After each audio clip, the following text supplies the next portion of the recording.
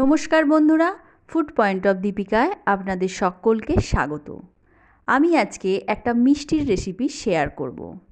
ছোলার ডালের মতিচুর লাড্ডু। কত কম উপকরণ দিয়ে আর কত সহজভাবে আমি এটা বানিয়ে নিচ্ছি সেটাই আজকে আপনাদের সাথে শেয়ার করব। চলুন তাহলে রেসিপিটা শুরু করা যাক। ছোলার ডালের মতিচুর লাড্ডু বানানোর জন্য এখানে আমি 1 কাপ পরিমাণ ছোলার ডাল 4 ঘন্টা ভিজিয়ে জল ঝারিয়ে রেখেছি।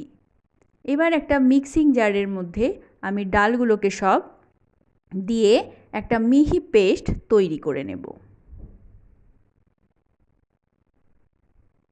ডালগুলো সব দিয়ে দিয়েছি, এইবার আমি একটা মিহি পেস্ট তৈরি করে নেব।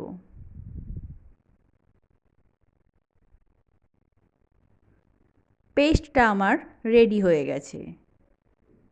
দেখুন, খুব স্মুথ একটা পেস্ট তৈরি করে নিয়েছি।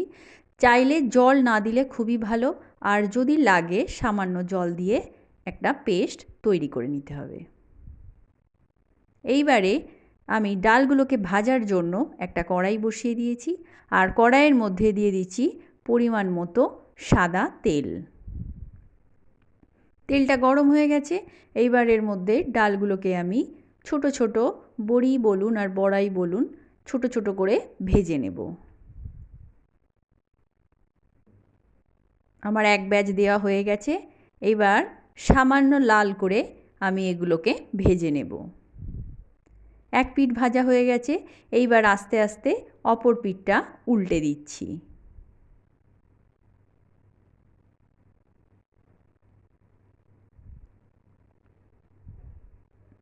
আমার এক ব্যাচ ভাজা হয়ে গেছে। এইবার একটা ছাঁকনির সাহায্যে আমি তেল থেকে বড়াগুলোকে উঠিয়ে নিচ্ছি।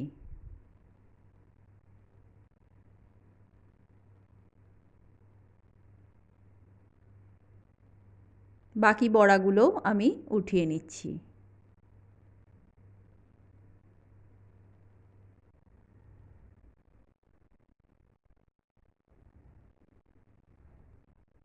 এইবার আর এক ব্যাচ বড়াও আমি এইভাবে ঠিক ভেজে নেব। বড়াগুলো সব দেওয়া হয়ে গেছে। দেখুন আমার সুন্দরভাবে ভাজা হয়ে গেছে। এইবার সব কটাকে আমি উঠিয়ে নিচ্ছি।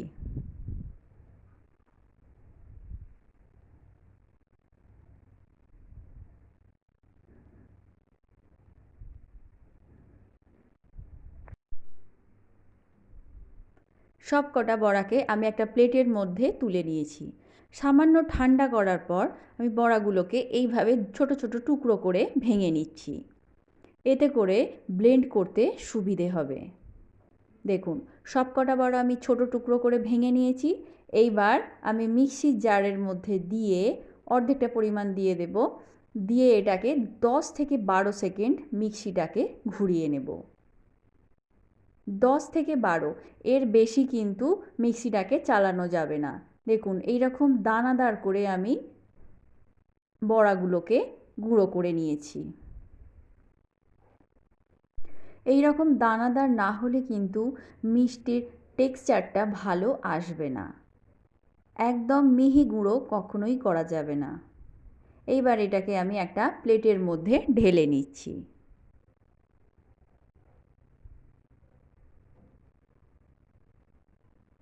আরও অর্ধেকটা বড়া আমি ভালো করে গুঁড়ো করে নেব। দেখুন এটাও আমি এই রকমভাবে গুঁড়ো করে নিয়েছি। এইটা একটা প্লেটের মধ্যে আমি ঢেলে নিচ্ছি।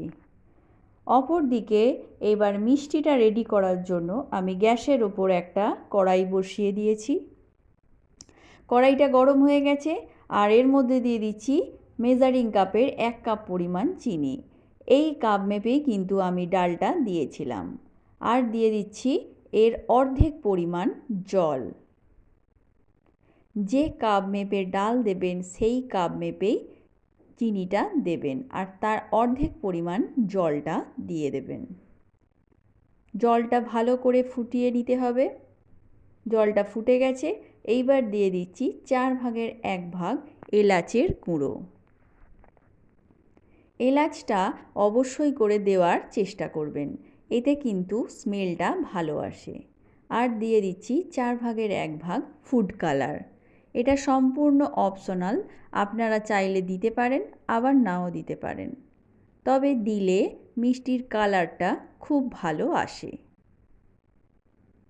দেখুন, মিষ্টির রসটাকে কিন্তু এক তার বা দু তার কিছুভাবেই করার দরকার নেই, ভালোভাবে ফুটে গেলেই এটা রেডি হয়ে যাবে। এইবার আমি ভেজে রাখা ডালটাকে রসের মধ্যে দিয়ে দিচ্ছি। এইবার খুব হালকা হাতে এটাকে আমি মিশিয়ে নেব।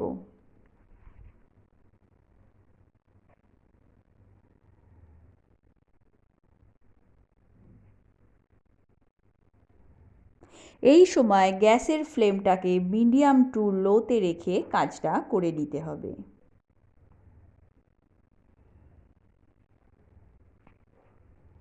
এবার দিয়ে দিচ্ছি 1 টেবিল চামচ ওয়াটারমেলন সিড, দিয়ে দিচ্ছি 3 টেবিল চামচ পরিমাণ ঘি। ঘিটা আপনারা এর থেকে বাড়িয়েও দিতে পারেন। এইবার ঘি আর দানাটা দেওয়ার পর ভালো করে এটাকে মিশিয়ে নিতে হবে। এই সময় গ্যাসের ফ্লেমটাকে হাইয়েতে রাখবেন, দিয়ে ভালো করে ঘিটাকে মিশিয়ে নিলেই রেডি হয়ে গেল আমাদের আজকের মিষ্টির রেসিপি। এইবার এটাকে ঠান্ডা করে আমি একটা প্লেটের মধ্যে নিয়ে নিয়েছি। এইবার লাড্ডুগুলোকে আমি বানিয়ে নেব। তার জন্য এখানে নিয়ে নিয়েছি 6টা কাপ। আপনারা আপনাদের ইচ্ছে মতো লাড্ডুটাকে বানিয়ে নিতে পারেন। এইভাবে হাত দিয়ে একটু চেপে চেপে প্রেস করে লাড্ডুগুলোকে আমি বানিয়ে নেব।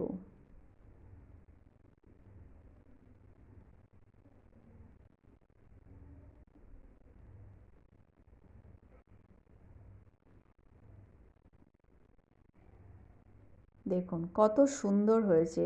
এইভাবে আমি প্রত্যেকটা লাড্ডু বানিয়ে নেব।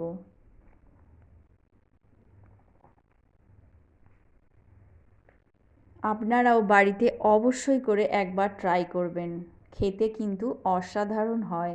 কেউ বুঝতেই পারবে না যে এটা বাড়িতে বানানো না দোকানের কেনা। দেখুন আমি সব কটা লাড্ডু বানিয়ে নিয়েছি।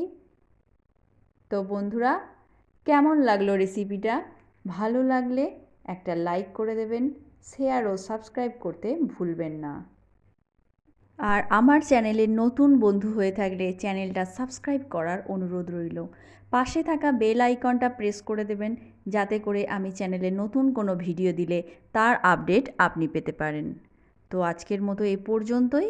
আবার দেখা হবে অন্য কোনো রেসিপি নিয়ে। ততক্ষণের জন্য নমস্কার।